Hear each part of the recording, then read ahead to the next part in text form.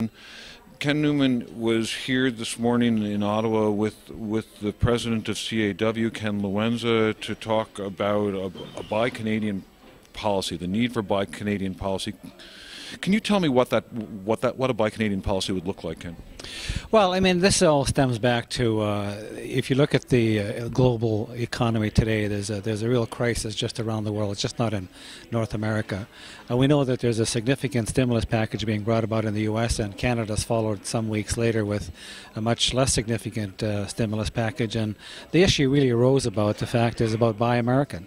And our union took the position because I'm part of a large international union. We have fought for a strong integrated steel industry in North America and to make sure that our steel workers were going to be protected in regards to the Buy America provision that's being brought about. You know, the laws that what they're talking about, we're talking about using the tax dollars of the citizens of the country. That is not a violation of the WTO or the NAFTA. And that's what people tend to forget. They think that somehow this is a protectionist wall. A lot of other countries have it. Japan has it. You've got the European Union has it. You've got China. They've got those infrastructures in there. So the Buy America, because of the integration, is that we don't see that as an effect to us because they're spending the stimulus package on the tax dollars that they get from their citizens. So they've got to kickstart the economy. And I actually think that that's good because our markets are so integrated. If you kickstart the American economy because our economy flows along with them, and get people back to work that are going to, put money back into the economy and buy vehicles, that in some form is going to also help our ailing auto industry. So in Canada, we've also got that ability, but the government of Canada decides to say that this is all protectionism and somehow tries to say that, look, you can't build a barrier. This is about, again, the hard-earned tax dollars of the citizens, that when you're spending money from that, the stimulus, that you should have a procurement policy that talks about Buy Canadian. I think that if you survey, and the surveys that have been done in the U.S., 9 out of 10 people support that. And I would probably suggest that the same holds true here. So it's a matter of saying that, look, at the government take the lead of saying that, look, you should have Buy Canadian. I have the impression that one of the reasons the steel workers feel comfortable with the Buy American position is because of the integration of the steel industry, that it's hard to find steel that doesn't have some component of manufacturing on both sides of the border. Is that part of the story? Well, the steel, what people forget is that the steel industry has gone through rampant change over the, many years. It's our union that has fought hard to keep a strong North American steel industry. It's our union that has fought to save Algoma. It's our union that has fought to save Stelco when we were on the verge of bankruptcy and many people were trying to take away the benefits that we've had.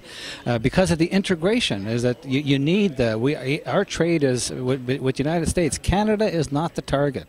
The target is dumb steel, like we did in 2002 when they brought tariffs on steel that was being dumped. Canada was not the target. We got an exemption. Because of the integration, it just makes sense. The other thing, we no longer have such a thing as a steel-owned Canadian company. All our companies are now offshore, foreign-owned. The most recent acquisition was the former Stelco, which is Steel Company of Canada, is now owned by U.S. Steel. And, they have plants on both sides of the border. So we see it as a positive thing, an opportunity to get both economies going. But Canada does have an opportunity now to have a procurement policy that talks about Buy Canadian. The other opportunity that Harper has is when President Obama comes to this country of ours next week, that he has an opportunity to talk about the integration in regards to the stimulus packages and make sure that both economies grow. Is it the beginning? Is this kind of policy the beginning of an answer to the corporate trade deals, which have encouraged sourcing from places which don't have strong labor and environmental laws? Well, yeah, it is. I mean, the problem is that we still, as we speak today, is that we still have a lot of steel. We have members being laid off as we speak in Saskatchewan and in Alberta. Well, we have a tremendous surge of China steel that's being brought in, and the fact is our members are losing work. And again, you've got China that you want to talk about protectionism. You want to talk about how they manipulate their currency, how they look after their corporations. And the fact is that it's an unfair advantage. They don't have human rights. They don't have the labor rights that we have. So yeah, this is about, the other thing that people forget is that these free traders are really out there. They're trying to protect their failed strategies of the last 8 years, and they've got us into this mess, and they still want to continue to protect that. And those days are gone. We have to look after, because this is a global crisis. This is just